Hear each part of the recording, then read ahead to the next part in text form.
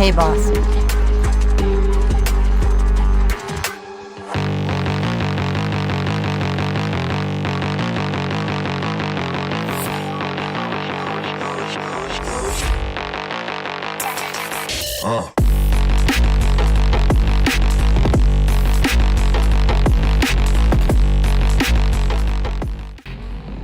Handa ka na ba? Pinapatawag na tayo ni boss. Tara na.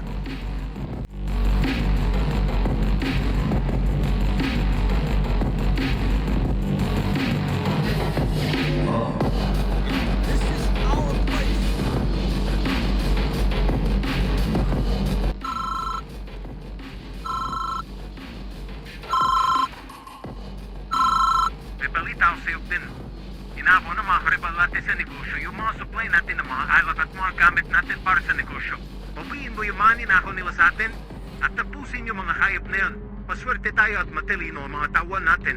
At nakapaglagay sila ng GPS tracker sa isa sa mga container natin. I-text ko sa iyo yung location kung saan nila dinala ang mga supply natin. Hintayin mo ang confirmation ko para sa location nila. Mag-ingat kayo, Glenn. Walang problema, boss. Di na talaga umabot tempi sa mga hayop na yan. Pag nakita ko sila, titilisin ko sila. Pati ba naman ang mga supply natin pinaparailaman nila? Kumalma ka lang, Ken.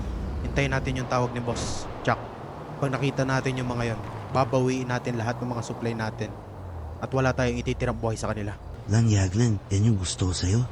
Kaya hindi ako nagsisisi na sumama ako sa'yo. Idol ka talaga. Sa ngayon, Ken, kumalma ka lang. At mababawi din natin yung mga yon. May araw din yung mga yan. Boss, anong balita? Glenn, sa mga balita, nakita ko na talabon na kung saan nila dadalhin ang mga supply natin. Ite-text ko agad sa iyo yung lokasyon ng mga hayop na yun. Mukhang magkakaroon sila ng transaksyon at balak pa yata nila ibenta sa iba ang mga supply na ninakaw nila sa atin. Glenn, mag-ingat kayo. Huwag ka maglala, boss. Kami nang bahala.